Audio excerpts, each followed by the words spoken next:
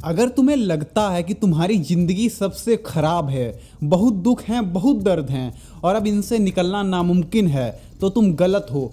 आज मैं आपको दो ऐसी कहानी सुनाता हूँ जो आपके अंदर मोटिवेशन नहीं, हिम्मत पैदा करेंगी। समस्याएं सबकी ज़िंदगी में हैं, छोटी या बड़ी, पर खुश वो है जिसको इनके साथ डील करना आता है, जिसका नज़रिया अलग है प्रॉब्लम्स को देखने का, जिसका एटीट्यूड अलग है प्रॉब्लम्स से लड़ने का।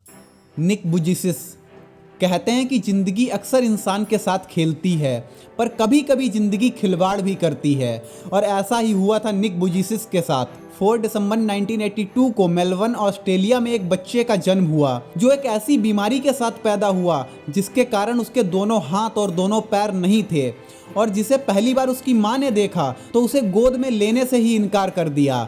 निक जब पैदा हुए तो उनके पास एक छोटा सा पैर ही था जिसकी उंगलियां आपस में चिपकी हुई थी, जिनको डॉक्टर्स ने ऑपरेशन करके अलग कर दिया ताकि उनकी मदद से निक अपने कुछ स्थायी काम कर सकें।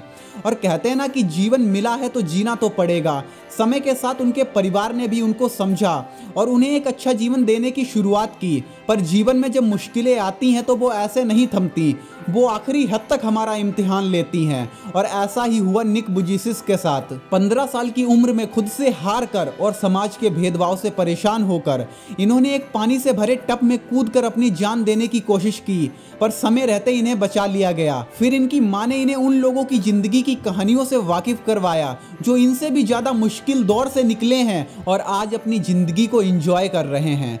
जिंदगी में कभी कभी एक लम्हा ही होता है जो आपकी पूरी जिंदगी को बदल देता है, और यही वो लम्हा था जब निक ने अपनी जिंदगी को एक नई दिशा में मोड़ा, और जिस भी चीज में वो अपने आप को जितना माहिर कर सकते थे उन्होंने किया।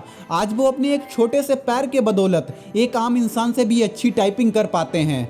आज निक एक ऑथर होने के साथ लाइव सेमिनार करके लोगों को मोटिवेट भी करते हैं। एक बात कहना चाहूँगा कि किस्मत नहीं, वक्त खराब होता है, और अगर कठिन वक्त में तुम डटकर खड़े रहते हो तो एक दिन अच्छा वक्त आ ही जाता है। आरोन रोल्स्टन। मुश्किलें हर इंसान के सामने आती हैं, कुछ लोग हार जाते हैं और कुछ लोग हरा कर जाते हैं, और ऐसी ही एक कहानी है आरोन रोल्स्टन की। अमेरिका का एक माउंटेनियर जो अपने दिन को एंजॉय करने के लिए बिना किसी को बताए अकेले ही पहाड़ों की ओर निकल पड़ता है। उसे नहीं पता था कि आगे आने वाले 127 घंटे उसकी ज़िंदगी के सबसे मुश्किल, सबसे दर्द भरे और उसकी ज़िंदगी को एक नई दिशा में मोड़ देने वाले होंगे। आरोन जब दो पहाड़ों के बीच में बने एक पतले रास्ते से गुजर रहे थे तभी उनका पैर फिसलता है और वो नीचे गिर जाते हैं, और साथ में एक 360 केजी का पत्थर भी गिरता है जो उनके हाथ को उन दो पहाड़ों के बीच में बने सकरे रास्ते में दबा देता है।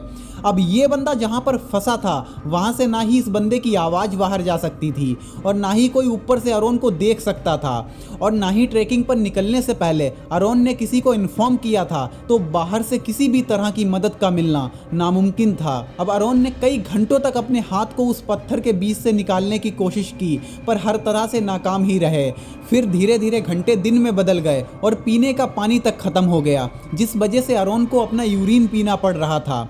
अब आरोन के सामने करो या मरो की स्थिति थी, या तो आरोन वहीं बैठकर अपनी मौत का इंतजार करे या फिर पत्थर में दबे हुए अपने हाथ को काट कर वहां से बाहर निकले। और आरोन ने सबसे मुश्किल पर दूसरा रास्ता चुना।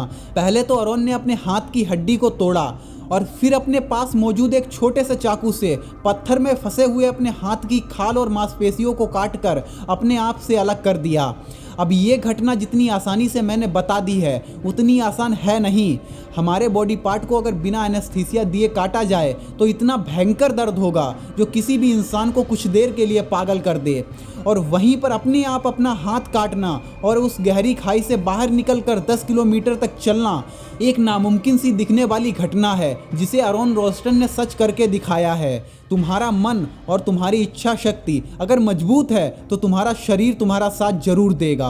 अपना एक हाथ गवा देने के बाद भी आरोन रोल्स्टन ने पहाड़ों पर चढ़ना नहीं छोड़ा और कोलोराडो की 14,000 फीट ऊंची पहाड़ियों पर चढ़ने वाले पहले माउंटेनियर बने। ये दोनों कहानियां हमें सिखाती हैं कि कैसी भी परिस्थिति आ जाए उससे निकलना सिर्फ तुम्हारे ही बस में है। कैसी भी मुश्किल क्यों ना हो, उससे बचने का एक रास्ता हमेशा मौजूद होता है।